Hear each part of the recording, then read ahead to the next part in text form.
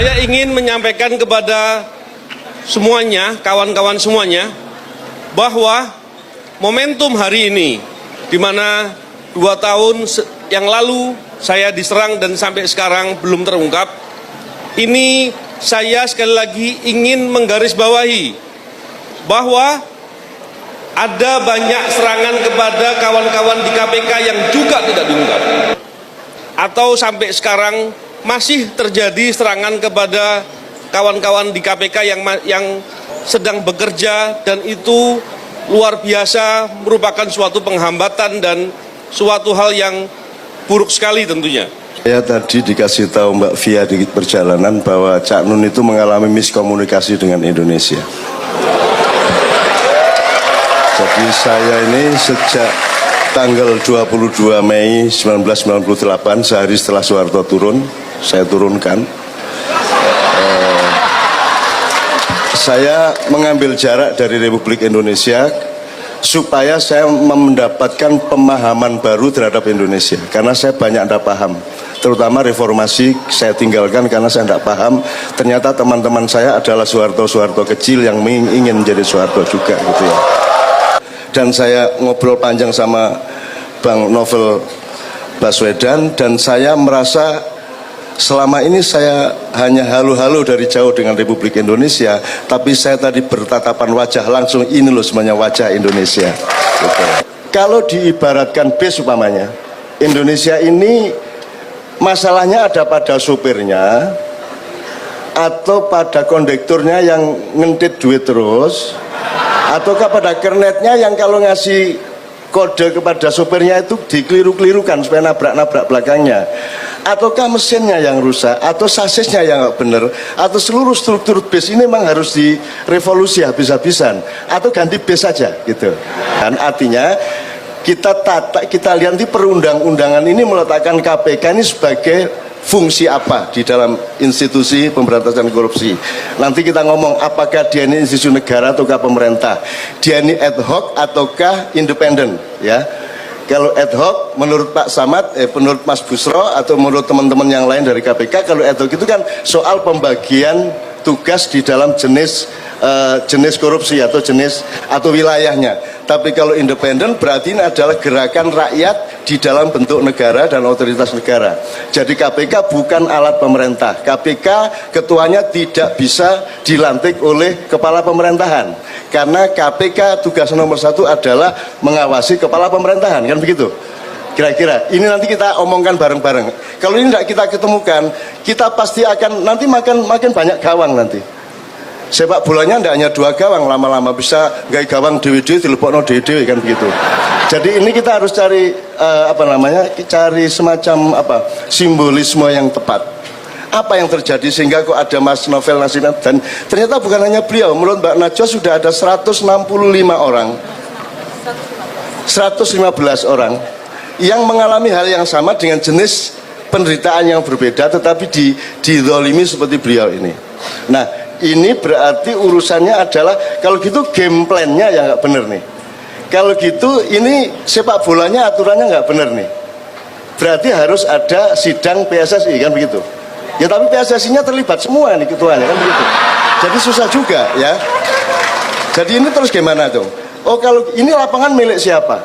Jangan-jangan pemilik lapangannya pesen skor ini, kan begitu. Jangan-jangan skor yang terjadi antara kesebelasan korupsi dan kesebelasan anti korupsi itu diatur oleh sponsor-sponsor di belakang kesebelasan itu maupun oleh pemilik lapangan. Sepak bola aja untuk taruhan, untuk atur skor. Sekarang ini di Indonesia traweh saja untuk taruhan.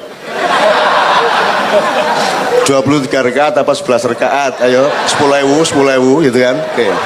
Suratnya apa? Li'ila Alam Nasro. Nah, taruhan gitu. Oh iya Mas, sekarang lo ya gimana? Apa yang tidak judi hidup ini dijadikan uang? Sekarang motor lewat ganjil genap, judi juga kok, apa aja kok, gitu ya? Oke, saya jawab gini. Oke, sekarang dari simbolisme ini kita kembali.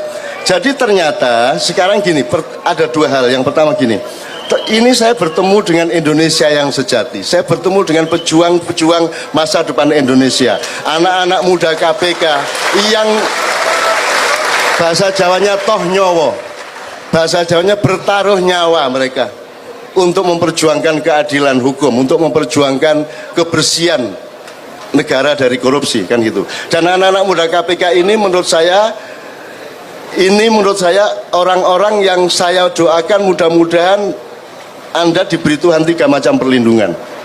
1, perlindungan intelijen, artinya Anda punya ilmu untuk kemarin punya pengalaman digerebek, digini-giniin sama ininya dimatiin, ininya disabotage segala macam, ya Anda ada gangguan. Anda harus lebih pinter, Anda mendapatkan perlindungan ilmu dan intelijen pada diri Anda sendiri. Nomor 2, perlindungan kultural, sehingga Anda punya kontak dengan teman-teman anak-anak muda di mana-mana yang sama-sama anti korupsi. Yang nomor 3, Anda harus punya perlindungan spiritual, Anda harus punya wiritan lah, supaya Anda tidak mudah ditembak, tidak mudah disiram air keras, mudah-mudahan nanti kalau ada yang nembak Anda, malaikat menunggangi pelurunya dan begitu sampai ke Anda jadi duit, kan gitu kan. Amin ya rabbal alamin. Saya mohon izin karena di negara ini Anda tidak dilindungi siapa-siapa. Anda tidak dilindungi siapa-siapa. Orang Indonesia kenapa kuat, kenapa hebat? Karena tidak ada perlindungan dari negara dan pemerintah. Pemerintah banyak ngancam kepada penduduknya, begitu. Maka bangsa Indonesia adalah bangsa yang sangat tangguh karena cari duit sendiri, berlindung sendiri, ya toh. Jadi mereka sangat luar biasa. Beda dengan orang Jepang, polisinya baik, negara melindungi, akhirnya mereka jadi manja, jadi tidak tangguh. Jadi kalau soal berkelahi, kalau misalnya bangsa Indonesia ketemu sama bangsa Cina, bangsa Inggris, bangsa Amerika di sebuah lapangan besar, itu kalau mau berkelahi, jangan coba-coba pandang matanya orang Indonesia. Oh, Pak, aku ambil duit kalau macam-macam tonyo temen kan, gitu kan. Jadi orang Indonesia ada dahsyat gitu ya. Oke. Jadi teman-teman KPK harus punya perlindungan, harus punya perlindungan. Saya tidak mengatakan saya adalah orang yang gimana-gimana, tapi saya hidup ini tanpa perlindungan, tanpa karier, tanpa sponsor, tanpa jabatan, tanpa profesi, tanpa identitas, tanpa apapun. Saya 66 hidup, dan keajaiban yang paling besar yang saya terima dari Tuhan adalah ada wanita cantik yang mau-maunya jadi istri saya. Itu bagi saya kalau tidak karena keajaiban Tuhan, itu tidak terjadi. Karena kalau normal, siapa yang mau kawin sama saya? Kerjaannya tidak jelas, gitu, ngomongnya ngawur, gitu, dan seterusnya, tidak, ilmunya jelas, kiai tidak, ustadz juga cocok, sapi turut lah. Oke. Jadi Mas, teman-teman saya doakan, teman-teman habis ini, nanti saya bertanya kepada Anda semua yang hadir sekarang. Tapi sebelum saya tanya kepada Anda, perlindungan kepada teman-teman ini harus dipastikan, harus, kalau bahasa Jawanya punya rangkepan Mas. Jangan hanya pakai kaos, pakai juga baju. Jangan pakai baju tok, pakai rompi juga. Kalau bisa pakai jaket juga, kalau bisa pakai mantel juga. Artinya ada berbagai macam lapis perlindungan hidup Anda. Karena semua penguasa sebenarnya tidak berkuasa atas Anda. Yang berkuasa atas Anda ada yang lebih tinggi, gitu ya. Anda kan tidak bisa menjadwal kencing Anda jam berapa hari ini. Anda nge-grab nggak bisa tahu laku berapa hari ini, kan begitu. Jadi ada yang berkuasa. Jadi teman-teman KPK saya doakan, saya temani Anda, dan mulai hari ini kita semua akan menemani teman-teman KPK untuk memperjuangkan